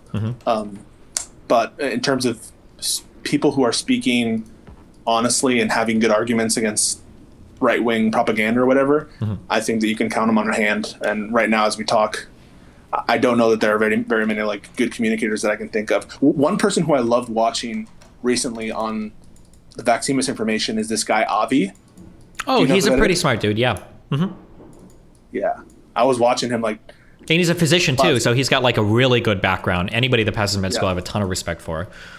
Is that the guy who was like, for whom we were talking about the Ask Yourself? Yeah, I like Avi. He's really cool, but he's in that kind of like cringe ultra debate lord community. And but he was super smart. No, he is smart. He's a really cool dude. I enjoy talking to him. He's like, when I have debates about like vaccine shit or anything medical related, he's always like shooting me really helpful DMs and stuff that I end up like quoting sometimes in the conversation. Yeah, he's a really smart, really cool dude. I just don't like the community that he's in, but he's a cool guy. He's a cool guy. Yeah. I'm gonna let you go. I just have one quick question for you. Yeah. About this raid or the search warrant on Trump's house. Oh shit. I had a conversation with Rob Noor about it. Yeah. By the way, he's been calling you out nonstop. Yeah, they all are now. They're calling you President out. Sunday and everybody. Yeah. I'm just letting you know. And we had this conversation about what are the kinds of things that we would be okay, the kind of misconduct that we would be okay with, like the Justice Department seeking out a warrant and executing on a former president. And we both kind of agree that the threshold should probably be a little bit higher. Absolutely. Way higher. Yeah. Right? Even if it's not as a matter of law, just as a matter of policy, we should be careful about. The intelligence agencies, I think it's either a written rule or an unwritten rule that they will expressly try to avoid doing things that influence elections. Yeah. But even like former presidents who aren't going to be in future elections or just influential in the party, I would think that like. Maybe. I think the threshold for somebody that could run again is way, way, way, way, way higher. The threshold for Trump should be, I think would be different than like Bush or Clinton or whatever, I would say. So these were the kinds of things that we were throwing around as like criterion for establishing whether or not the raid would be justified. One is like the level of offense. If true, if Trump had murdered someone, we might execute that raid, but we would never like execute a raid on a misdemeanor to get evidence for a misdemeanor, like absolutely not, right? Yeah, or like the TSA reports that he's like stolen somebody's cell phone or some shit. Like, yeah, you would never, ever, ever do that for sure. Okay. The next criteria is not just the severity of the offense, but like how sure are you of it? Probable cause is kind of a low threshold. We'd want to be very, very, very sure, right? About. Yeah, I don't know how. I think the threshold might be a bit higher on federal warrants when it comes to FBI stuff. It's probable cause. Okay. Yeah. But you would want like to be pretty sure that he did it and that you're going to find evidence of it in the place that you're. And then the final one is like you've exhausted other remedies. You've asked them before, right? You're not going to do the search. Yeah, of course. Which I believe they had. I think the records or archive department had been in contact with Trump trying to get shit back already. Yeah. So let me give you a hypothetical. Okay. And Rob and I disagreed on this. Oh boy. Let's say that ex-President Trump, had taken a bunch of unclassified, brand new computers sealed in their boxes, worth $2 million, and took them home, property of the government, and wasn't giving them back. Yeah. We're fairly sure that he had them. They're unclassified. They're brand new. And we asked for them. He's not giving it back. And in order to like find him or do anything or have evidence of this crime, you have to do a search warrant. Would you be okay executing a search warrant to get those $2 million worth of laptops? So I don't know if this is legal, but this is what I would say. I would be okay with that happening, but I think you need to publish the warrant or you need to publish the search warrant, and I think you need to publish the affidavit? Yes, that you give to the judge to show exactly what you're looking for, where you're looking for, and how you got the information. If you publish both of those things, then I think it's okay, because then the story starts and stops with exactly what you're looking for, and there's no room for speculation if you were going to do it. But like, you're okay with them doing it just for unclassified stuff. Another example I used was like the Declaration of Independence. Unclassified stuff, yes. Classified stuff gets harder, because on that affidavit, there's probably going to be information then that would necessarily need to be declassified, and I don't know if that would ever happen. Actually, I don't know if you can put classified information on. Actually, I don't think you can put classified information on an affidavit. I think you can. I don't think so, because it goes before a judge, and judges don't have security clearances, right? Judge can, yeah. Are you sure? Yeah. If you're like if you're a FISC judge, let's say you're getting a FISA warrant, if you have to I get think FISA courts are separate courts, aren't they? Or am I crazy? It is a separate court, but I'm fairly sure that there are some judges who have. Yeah, for a FISA court, that might be the case, but I think FISA stuff, because that's a whole separate court, the Foreign Intelligence Surveillance Court. I think that's a whole separate court system that's not just a normal judge. It uses district judges. Does it? Okay, I might be totally wrong. Yeah, the Supreme Court, the Chief Justice nominates people to be on the FISC court, but there's additional checks there. I think that federal judges have some security clearance, or I believe so. Someone can correct me. Well, if you work in a FISC court, I would imagine you almost necessarily have to, right? Because the affidavits you're getting are going to have probably classified information on them. Yeah. But yeah, once it gets classified, it gets harder, obviously, because publishing all of that information publicly. Because the fear, and this is what's happening now, is when there's room for speculation, that can be highly damaging to an election. Because everybody around the world right now is wondering, what the fuck is happening in Trump's Mar-a-Lago? What was leaked? What happened? Because now it could be anything as stupid as there were some documents there. We really needed to get him back because we don't want like his kid to wander into the basement and read some dumb shit. Or he could have been selling fucking nuclear secrets to Putin, right? That's the range we're at right now for speculation, which I think is really bad coming up to an election. Because now, to determine who gets elected as president, we might be looking to statements from our national intelligence. We might be in another Comey situation, which I think is the last place that intelligence wants to be. They don't want to be playing that role, and they know they shouldn't be playing that role, you know? So, but you believe sort of in abstract, notwithstanding everything we just said, that you would be okay with the government raiding a former president for certain unclassified information or documents or property if it was important enough, right? As long as it can all be published. As long as it can all be published so that there's no room for speculation, I think that's okay, yeah. And for classified stuff, you would be... But like, what if the reason you have the unclassified information is because you have a confidential informant? Well, then that would probably be classified, right? You block that out. I don't know if CIs are put on affidavits, or they probably just say there's a CI. I don't know if they have to specify who it is to a judge. I'm not sure. Okay. Yeah, because like Rob was not willing to budge on that. He was like, essentially, you know, even if the property was worth tens of millions of dollars, it's okay. Like, you can't raid the president, even if you have to get that property back. And I'm just like, what the hell? Like, you're just going to allow the president to just steal property? Yeah, no, that sounds dumb. There has to be tens of thousands of dollars. Let's say that there actually was information like the Clintons sold furniture that was worth tens of thousands of dollars, like that belonged to the government. If they, after like multiple attempts to get it back, wouldn't give it back, wouldn't you be in favor of the government's like, all right, we're going to get our property that's worth tens of thousands of dollars? Mm-hmm. Yeah, like, that's fine. You should be able to do that, right? Yeah, as long as there's no room for speculation. Yeah. Isn't there like some pledge? Is it an oath the president takes or military people take that literally say like no one is above the law or whatever? Like you serve the Constitution, all that shit. Like it would seem weird to let a president just infinitely steal shit. Yeah, that's my concern. And so like if there's presidential records, at some point you would be okay with the government going in and raiding. Let's say that there was some really important record. It wasn't classified, but just like some record of something that like the president of, I don't know, of France had sent to you, some letter congratulating the American people on some achievement. And we knew he had it. Like everyone knew he had it, but he just wouldn't give it back. That one letter, would you be okay with us raiding Mar-a-Lago to get that one letter? It's going to be the same thing as long as everything is published publicly. Yeah, so that there's no room for speculation. The speculation part is always going to be the most damaging part, I think. Okay. In my opinion. Awesome, man. But it's a hard one, right? Like if nothing further, like if there are no charges that drop against Trump or more information isn't released, this looks really bad, right? if it was just to get documents back?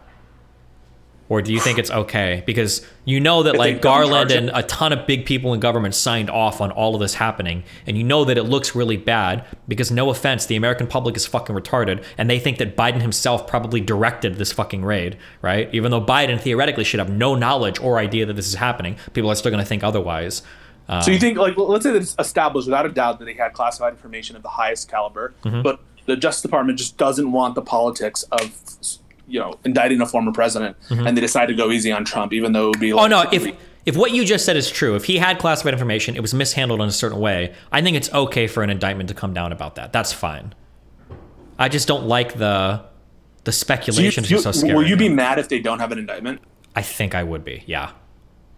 I think so. Because it just looks so fucking bad. it like damaging to the American political system bad. You've already got X percentage of the Republican Party that doesn't even think the election was real. And now you've got an unprecedented raid on the residence of a former president that is running again, arguably, or might be running again. It looks really, really, really, really, really bad if no indictment comes down, you know? Let's say Garland comes out the same as like, you know what, this is really, really super important, but we're not going to indict because it just, we think that it'll just make the tensions too high. Yeah, I don't know. Fuck. Hold on. Now I'm appreciating. Literally, well, did you read about? Do you understand why Comey did what he did? I understand why Comey did what he did. Yeah, I'm basically arguing myself back into Comey's position. It's hard because now I'm asking Garland to Comey himself, where Comey was saying. Yeah. Because Comey was going to say, I'm not recommending charges to the DOJ, but Comey's understanding was that, like, if I do that, it's going to look like the FBI is literally fucking compromised. So do you agree with Comey or do you not agree with Comey? It's such a hard, I don't know. It's so hard because technically Comey's doing everything that I'm saying. He came out, he laid out everything, and he said, now there's no room for speculation. This is exactly what we found, exactly why we're not recommending charges. But you could argue that it was still damaging to Clinton's campaign. You could argue that that was the thing that made it so that Hillary lost that election, potentially. But it's hard because the restarting of the investigation, that's like, you're going to tell days before an election that you're restarting the investigation. That was like super damaging in that moment. But he did it. And that's kind of asking, like, that's doing what you're asking. No, yeah, I understand. But like in the other world where what if she gets elected? What if they do bring down a conviction and you find out that they'd started that investigation before the election? Is that something where the American people are like, what the fuck? Our president was being federally investigated and now there's a conviction and you didn't fucking tell us? That's always the other world that I worry about, you know? And I don't know how I would feel or how the American people would feel at the time. I have a president of the United States. Somebody was running for president. They were under federal investigation and I didn't have that information. That would have been an important call for me as an American citizen in terms of who I want to vote for. But they've asked Comey, knowing what you know now about how everything turned out, go back to that situation. Do you still send the letter? He says yes. Okay. Yeah. Well, I mean, knowing what you know now shouldn't change anything, right? Because that's his answer. He's saying if I change my answer, then I would be letting politics in effect. Yeah. Do you think? I'm curious. Do you think this is an easy yes or no, or do you think it's a hard one? I think it's a super duper hard one. Okay, I think Comey's was super hard, but in that case, I think you go with the precedent. You go with. I have to think, right? It's really hard because everything turned out the way that it did, which means if he wouldn't have said anything, maybe it was okay. But if it did go another way, if a conviction did come down, if some foul play was discovered and that was kept what feels like almost hidden, it's just think about so how hard, critical that decision has been for this country's history. Sure. If you buy, as I do, that moment to reopen the investigation. If it didn't, there were a lot of causes for why Trump was elected, but it might have been the thing that put it over the edge, right? Maybe, yeah. Assuming that's, there's a strong likelihood that it might have been the clinching thing. Think about how our lives would be different if that choice was otherwise. And I understand. Well, it can't be about that. It has to be the principle of it, right? It's the same thing we talk about the Supreme Court shit related to Roe and everything, right? Yeah. Yeah. No. So I understand that like you don't have that information at the time. Yeah. But I understand it could theoretically change the whole course of U.S. history, right? Yeah, and that's why it's so pivotal, and that's why for you to just come out in that way and do something totally unprecedented on your own initiative. you could get that really, really wrong. Isn't could. the safer thing to just like go with the policy that was established at the time? Potentially. Yeah, who knows? It was unprecedented, I believe, what he did when he came out and I'm pretty sure the DOJ was ultra fucking pissed. Super pissed. Yeah, when he came out and made those announcements. Although, you understand why Comey did it for another reason too, which is Attorney General Lynch had that tarmac meeting with Bill Clinton. You remember? I don't. He had the meeting on. She had the AG had a meeting with Bill Clinton on Air Force One or on the tarmac, as they were investigating Clinton's use of the private email server, and that gave a big appearance for impropriety. Yeah, because I know that one of his huge underlying currents was, because obviously Comey's the head of the FBI. He feels very strongly about his agency. Anybody that works in any of these agencies has a lot of pride about the people that work under them. He didn't want to give the impression that the FBI, he didn't want to undermine the integrity of his institution. He didn't even tell DOJ what he was going to say. Sure, yeah, I know. But yeah, because they were super ass mad about him making that statement. And obviously, I think they came out and said, was it Lynch or Yates at the time? Lynch was the Attorney General. Lynch, yeah. Loretta Lynch. Fuck, did he come out and make a statement about that? That it wasn't his business? I don't remember if he came out and made an official statement about that. That it wasn't. He came out and said, "The DOJ has no idea what I'm going to say right now. The FBI is making this announcement." Yeah. No one knew what he was going to say outside of the FBI. He gave a conference. Yeah.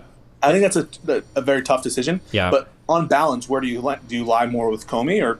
It's just hard. I empathize with everybody. I'll just say that much. Like for the DOJ, it's their decision on what they do ultimately with the case, right? They're the prosecutors, and it's their call.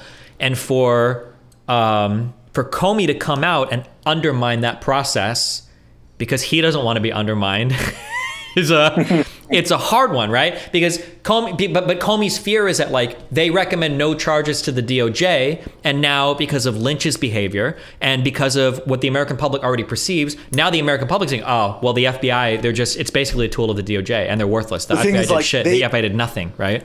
But now look at what good that's done.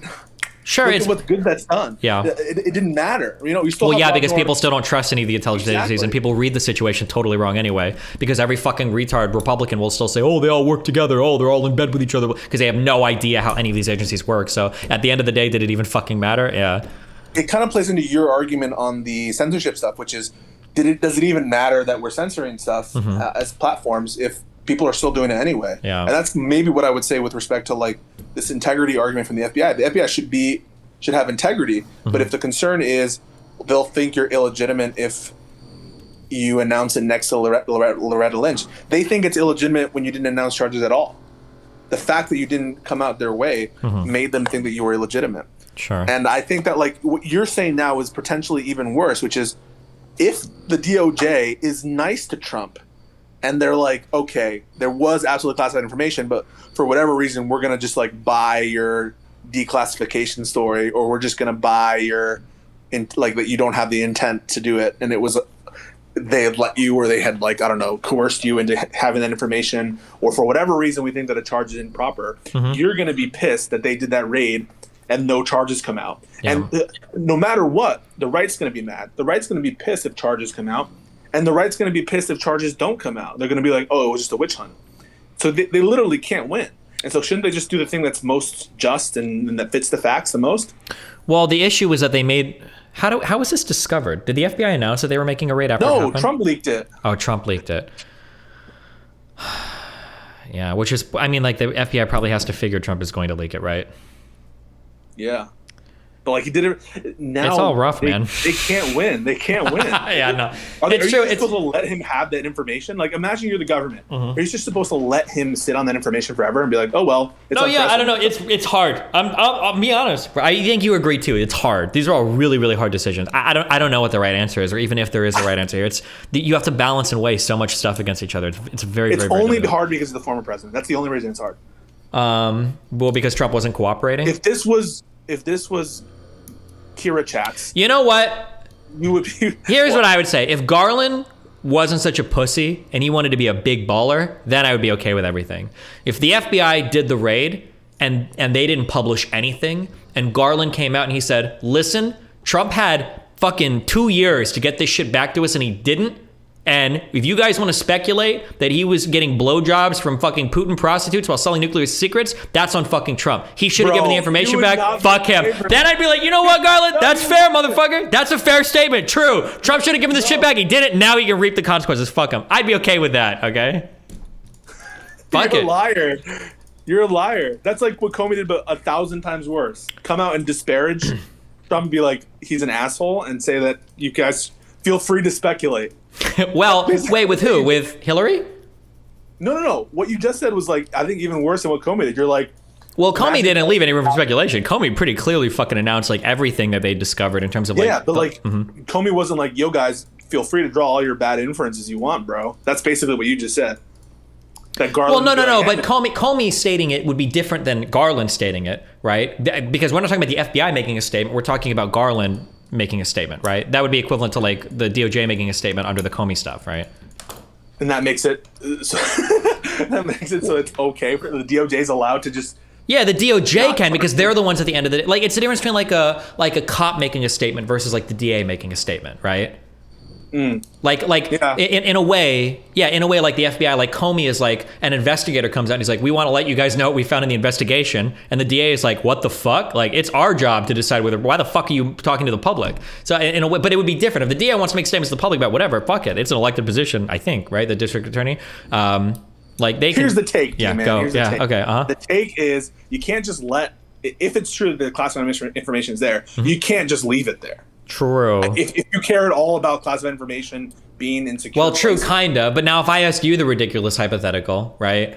What if the classified information was literally like there was one fucking document that he took that just has like some classified information. It's not even like a big deal, but it's got like some classified information about like some dumb shit. But it's classified. It's SCI level classification. Okay, so it's classified because it's very discretionary what you classify, and we know what's on that. And we know it's just bullshit. Correct, but it's not like nuclear secrets level, but it's an SCI, TSSCI classified. If you have that specific information that it's like a very harmless thing. Do they do the raid to get one document? Really? You don't do the raid, but let's say that there's like a court order, like you have to hand it over, right? Which is what a subpoena is. Yep. And we have evidence like, I know there's a subpoena. I know that the document's there. Now you're raiding for not following the subpoena, right? You think we should allow people just to like evade judicial process, even if it's over nothing, right? Let's say sure. So then you would be okay with going after the one document then? You have to. You just said it, right? You subpoena for it. You've got a warrant. I'm thinking out loud, bro. Yeah, sure. Oh, sorry. Yeah, okay. Yeah, go. Out loud. Give me some space, bro. All right. Let's say that someone was going after Hilary Clinton. Her box of tissues because they think that there's a hidden server in the box of tissues, and she's like, "I'm not handing that over." And for whatever reason, there's a probable cause, or not even a probable cause. There's a subpoena, right? You don't need probable cause for a subpoena. There's a subpoena to get the tissue box. Judge signs a subpoena, or someone signs a subpoena. Whoever needs the magistrate who needs to sign the subpoena signs the subpoena. And Hillary Clinton's like, no, I'm not giving you this tissue box. If that's the case, wouldn't you be okay with the government going and getting the tissue box? I guess, but then we're now at the FBI is raiding Mar-a-Lago for a tissue box. Is that okay? I guess what you're saying is if the government knows it's yeah, they know it's there, but it's like one document. Is it worth it to still raid? Okay, the raid would not be justified if it was a worthless. Well, it's still TSSCI. I shouldn't say worthless because SCI information is going to be pretty important, but like it's not like literally. So if your position is by definition everything that is that level of classification is important, then any document would be worth it if you're not complying with the processes to get sure. I agree. Or I think I agree. But but like let's say that it came out that on that FBI list of what they had the warrant for, let's say that they walked out with one folder and that's it. It's hard, man. What if they just grabbed a bunch of boxes to make it seem more, and it's like half of it is like barren fucking drawings when he was in first grade, so it doesn't look bad. I don't know. I don't know. It's a really you rough gotta be one ready here. for this. What's your rule? I don't know if I don't even know how you would begin to craft rules here. It's really, really, really rough. I'm a big like trust the process guy, but obviously we're talking about more amorphous things here about like the integrity of our electoral process or the integrity of everything, right? Like if it was the case that George Bush, or not George Bush, but let's say Donald Trump was actually speeding and he was going like 80 miles per hour on a 55. And there was a procedure where when you catch somebody doing it, but it's like I think that's different than misdemeanor speeding. If it's well, hold on. I don't know if misdemeanor, if you're going a certain speed limit over, isn't it like a minor felony automatically? Right. So if it gets into the range where Trump is literally speeding in the school zone going 90 miles an hour, and let's say they're going to arrest him the night before his inauguration. should they be like, listen, Mr. President, reported? Like, I don't know. That's a hard one. It's really, really, really hard. Maybe you don't arrest him before his inauguration, but let's say that the evidence that he's sped in a school zone going 100 miles an hour in a school zone is in Mar-a-Lago. You know it's in Mar-a-Lago. You ask for it, and Trump says, I don't have it, but you have a witness, an insider who's like, yeah, I have that document, and yeah, I know that it's under subpoena, and yeah, I know I have a legal obligation to hand it over. I don't care. I'm just not handing over this document that proves that I sped 100 miles an hour in a school zone. Do you think that it's okay for the FBI to go in then?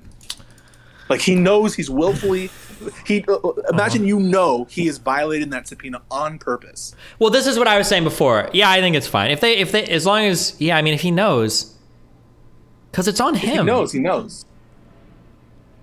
He knows. Actually, I'm trying to think of my self-defense take now. He's on notice. He's stepping on the blade of grass. Yeah. He knows. Actually, you know what? I roll back on everything I just said, actually. Fuck everything. I think the FBI should have done the raid. I don't think Garland should have said shit. I think he could have just kept his fucking mouth shut. Hey, peace. Because he was, but, well, fuck. But do I really think that? Because he was on note, or actually, this is what I would reform. Garland should have made one statement, and he might have even said this. He only made one. Yeah, I don't remember what he said in that statement. But if Garland says something like, "These are documents we've been trying to get back for a long time. We had them already, like, in communication. They failed to return them. We went and we got the documents. And you know what? If that's the extent of what he says, fuck it. I think that's fine. You don't even need a conviction. They had to get their shit back. I think that's okay. And if there's speculation or shit that happens, that's not the fault of the FBI. It's not the fault of the DOJ. That's on Trump. Trump's fault. It's his fault That's because he was on like, notice. Yeah, I think that's fair, actually. Everything that's come out from Trump, has he given any explanation for why the hell those documents would be in his possession? Yeah. Like, no, he hasn't. They just probably complained about the search and that's like, it. Yeah, why would it, like, okay, I can declassify anything I want. I can do this. I have the power to do that. It's unfair. It's whatever. Why the hell do I have that? He hasn't given a single explanation. I think at some point you have to, like, blame Trump instead of blaming the people who are just doing their job. Yeah, true, Yeah, I think that's fair. Fuck it. He had time to turn it in. This is his fault at the end of the day. If they had gone after, like, a subpoena for, like, one failure to communicate or instantaneously or something, then I think we have a problem. But I think my understanding is they'd had months to get this information back. I think. And what if you have evidence, in fact, that, like, they're aware it's under subpoena? They're aware because they have the subpoena, right? Yeah. And let's say that they are aware that the thing that they're keeping is covered by the subpoena. Yeah. Then you're like, now it looks almost malicious, right? Yeah. Because you were the president of the United States. You've got important shit. Like, you have to fucking get that back, right? Like, how can you just... It's not like you took a pencil holder or something, or you borrowed somebody's pen and didn't get it back. Okay, I'm with you. I think that I'm with you, and I'm with everyone. If it's just, like, literally his toilet paper, you don't go in there for that. If it's literally, I don't know, a random a piece of lint from the Oval Office that technically came from the desk. Yeah. But they said it was stuff relating to nuclear secrets, so... But even if it's not, right? Even if it's... Yeah, even if it's not, it's SCI classified information, yeah. All right, based. Yeah, fuck him. That's his fault. Okay. Cool. So then we agree at the end of the day that if somebody gives you a hard drive, you can't just republish all of the pictures online, right? I think that for some things it might be copyright infringement, but for a lot of the stuff we're talking about, I don't think it's infringement, because I think it's a fair use stuff is just overriding. It could be fair use. I agree. It could be fair use for that, but Twitter has a right to ban it from their platform if they want. But you don't agree with that policy in the end. So I do. I wouldn't agree with that policy, but they do have that would fall under their hack materials policy. It would, but the policy would be inconsistently enforced, right? Potentially, that would be part of the criticism of the policy, is that it's up to the discretion of Twitter to decide what. Yeah, it could be policy. But it would still fall under the policy. That would be my main issue with the policy, is the discretionary part of it, right? Because hacking without the permission, like, let's say that someone leaves. Yeah, I'm going to agree with you on all of this. The discretionary part is potentially hugely problematic, right? Okay. Like, if somebody discovers a cache of documents, would you consider that hacking if you just, like, stupidly, all right, here have my folder of documents Pisco. You can have that document, but later I'm like, yo, guys, check out what I found in this binder. Would you say that's hacked? No, yeah, that's what I'm saying. Yeah, this would be my main criticism of the Twitter policy is that it seems like it's really discretionary. Wait, so do you agree or do you not agree that this was hacked? Without knowing more. No, I wouldn't. It wasn't. I don't know if I'd say it was hacked, but it was definitely like illegitimately gotten, I would say. Obviously, illegitimately gotten. Would it be illegitimately gotten if someone like, that folder, that's yours. That's your folder. I don't care about it. Just keep it if you want. And they just find something in that and they use it. And like, whoa, bro, you can't use the stuff I gave you. If that was the case, like if there was a recording of like Hunter saying, like, oh, bro, whatever you find in there, like it's cool, then that would change things, sure. But that seems unlikely that was the case. If Trump gave a folder and that folder had like a document there is like lists of people to pressure. And he's like, all right, I'm just going to leave this document here in the middle of Times Square. Someone picks it up and sees it. Is that hacked? I mean, no, because we're probably going to draw reasonable limit. Like, if I leave a folder on my desk and somebody comes into my house and takes it, the expectation of privacy is going to be way different than leaving a folder like on a park bench. Like a reasonable expectation. Yeah, privacy for sure. So like a laptop left at like a repair shop, your expectation is not that somebody's going to be digging through folders to publish shit, right? Although you could still find newsworthy information that wouldn't be illegal to publish. So depending on how they got the files from the laptop, depending on what the policy was from the shop and what the expectation was of Hunter Biden and what the reasonable expectation is for people who leave laptops at repair shops, that would change your mind about whether or not it's hacked based on like what is the common industry thing and what the potentially. Were. Yeah, potentially it could, yeah. Like if the guy had said, Hunter's like, you promise you're going to delete that, right? And he's like, yep, I'm going to delete it. And he publishes it. That would be a hack under your opinion of like a reasonable definition of hack. Yeah, probably. Or at least illegitimate. Well, yeah, but the problem is my definition might not align with Twitter's definition, and that's what's really ends here, right? Is the discretion they can exercise over that. So if a conservative is like, it wasn't hacked, bro, he just gave them the stuff and the stuff was there, you need to make arguments about, well, it was illegitimate. And the only way for you to say it's illegitimate is to say that the expectation wasn't there that he was going to use it. Yeah, potentially, but it just gets weird because it's like, let's say that I leave a computer and I think I've got a bunch of like music files and shit on. I'm like, oh yeah, you can have it, whatever you want. Knock yourself out. That's the deal or whatever. But let's say I didn't know that I had a folder of like private pictures on there. Is it okay now? I don't know. What about recovering stuff from a drive that's been deleted once, but you didn't do a pass through? Like, I don't know. That gets really complicated. I think it's really about expectations. Yeah, you're right. think so. Yeah. It's about the expectations of the user. Like imagining that it's someone who had already cleared their hard drive once, but the person who's getting the hard drive, there are people who are specialists who can recover stuff on it. Sure. Or you can download a program, recover, like you can recover stuff deleted one time that hasn't been passed through at all, very, very easily. Yeah. I think that would make it so it's not. We would consider it a hacked materials policy. Likewise, if someone gets a promise from someone that they're going to delete it and they don't, or there's a policy that's like well spread out in the laptop repair shop that says that we will delete anything that you abandon, then I think you have the expectation. But in order for you to say that it's hacked materials and that it's a legitimate use of it, I think you have to know more facts about how the laptop was procured. Possibly. I think it would depend on what the industry standard was. I would assume, without looking into anything, that the expectation is that files are deleted. It would be wild to me that any computer repair shop would assume that, like, oh, we can go dig through and look at all your shit. Like, Nathan For You literally does like a joking episode of like having, have you seen that one, the asexual computer repair? No.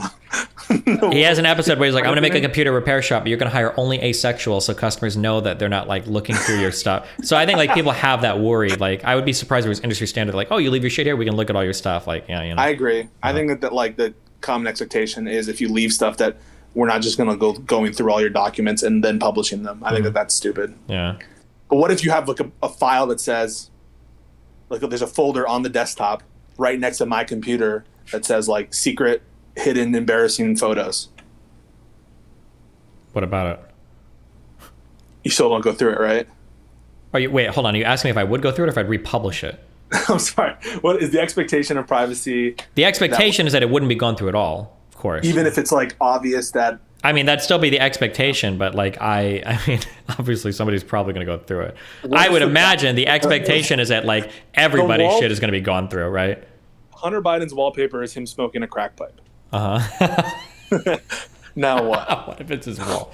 What if it's his screensaver? Yeah, I don't know. I guess that gets a little hairier. I'm not sure. I would imagine that like any woman that deposits any device, I bet my life on it. 99.9% of people are probably fucking digging through. Did you just say woman? Yes. If a woman drops a computer off anywhere for repair or a phone or anything, I bet every motherfucking repair tech is. Because they'd be going through looking for pictures, probably. Why are you talking about woman? What? You just said woman. Yeah, what part are you not understanding? Why would you like make that specific to a woman? Because the vast majority of computer repair people are probably men, and they'd want to see naked pictures of the woman. Oh, I'm sorry. I didn't understand. Oh. I thought you were saying that like women have different expectations or women break. Well, their no, they devices. might actually. They might. If I drop a computer or a phone off to some shit, they'd probably be kind of interested in going through. But like if Melina would have dropped her phone off at a computer repair tech and gave her the unlock, I guarantee you every single guy is going through every picture on that phone to see what they can find. Oh, really? Yeah, of course. You don't think so? Maybe. I feel like they would. If you were working at a computer repair shop and some Joe Schmo dropped his shit off and then he didn't pick it up for a month, you'd probably toss it. But if Joe Biden came in and dropped his shit off and abandoned it, you'd probably be going through every single fucking file because you want, maybe not you in particular because of your lawyer shit or whatever, but like I imagine most people like, I want to see what the fuck is on this computer, right? I imagine different people would have different expectations of privacy. Oof. I would say people that work at the older, the old person's version of this are when you would go to get film developed at like print shops or whatever, right? It's like people that would look through your pictures and whatnot. Yep.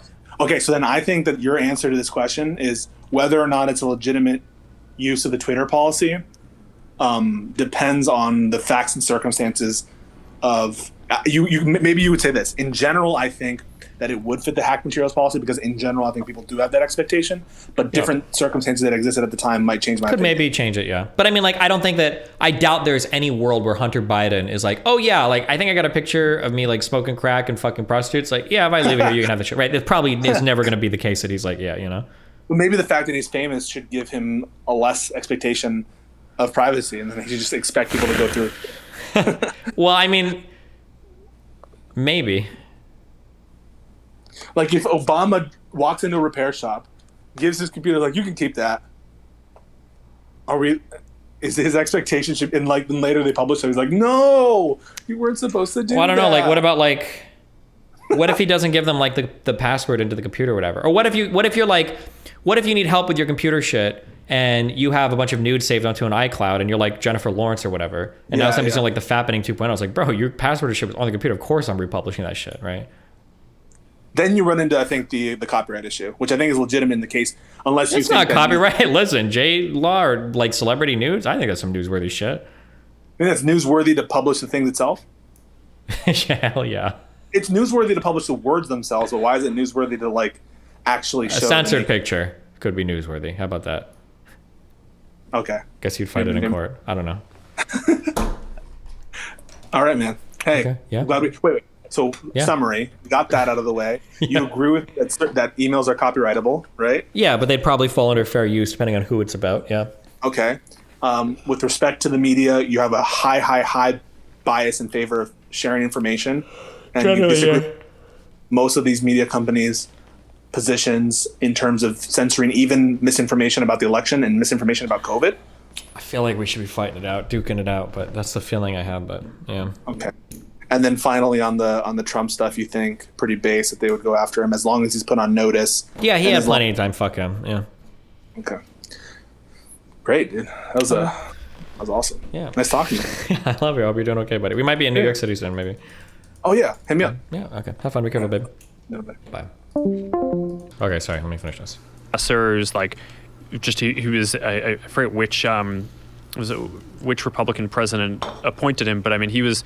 I think going to be considered for the Supreme Court at some point. I mean, he's a very, very prominent and kind of celebrated free expression advocate, and he helped me set the thing up. And I think like setting up forms of governance around that are independent of us, that basically get the final say on a bunch of these decisions. And that's a step in the right direction. I mean, in the Hunter Biden case that you talked about before, I don't want our company to decide what's misinformation and what's not. So when we work with third parties and basically let different organizations do that. Now, I mean, then you have the question of, are those organizations biased or not? And that's a very difficult question, but at least we're not the ones who are basically sitting here deciding. We're not the ministry of truth for the world that's deciding whether everything is true or not. So I'd say this is not a solved problem.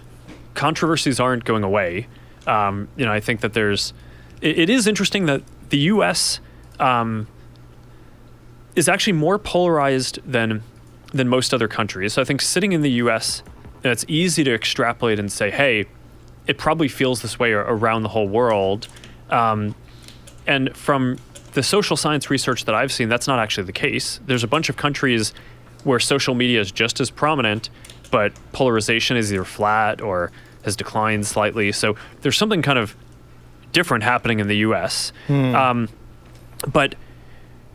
But for better or worse, I mean, it does seem like the next several years do seem like they're set up to be quite polarized. So I tend to agree with you. There are going to be a bunch of different decisions like this that come up because of the scale of what we do. Almost every major world event has some angle that's like the Facebook or Instagram or WhatsApp angle about how the services are used in it.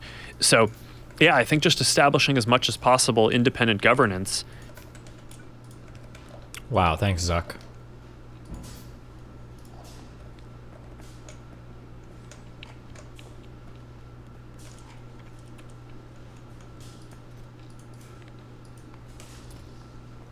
Fuck, that guy that I was supposed to chat with apparently is stuck in traffic and can't get home, so.